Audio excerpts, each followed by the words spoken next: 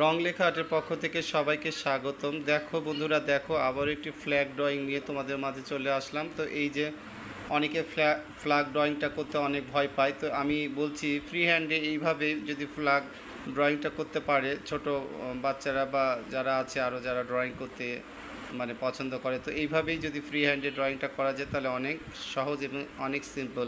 তো এই যে দেখেন, আমি আগে এইভাবে পেন্সিল দিয়ে ফ্ল্যাগটি ড্রয়িং করে নিলাম। তারপরে মাঝখানে যে গোলটা সেটা লাল কালার আগে দিয়ে দিলাম, এবং পাশে যে লাঠি বা যেটাই বলা হয় না কেন সেটা রং করে দিলাম হলুদ দিয়ে। আর পাশে এই যে লালের পাশ দিয়ে যে সবুজ, এইভাবেই ধীরে ধীরে আগে সাইডগুলো করে নিলাম। তারপরে মাঝখানে এইভাবে সবুজটা কমপ্লিট করব।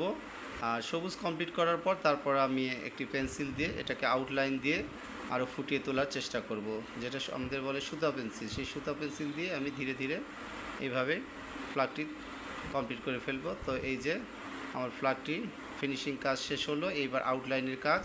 তো ড্রয়িংটি কেমন হলো অবশ্যই তোমরা লাইক কমেন্ট শেয়ারে জানাবে এবং রং লেখাটির পাশে থাকবে। আজকে এখানে শেষ করছি। আল্লাহ হাফেজ।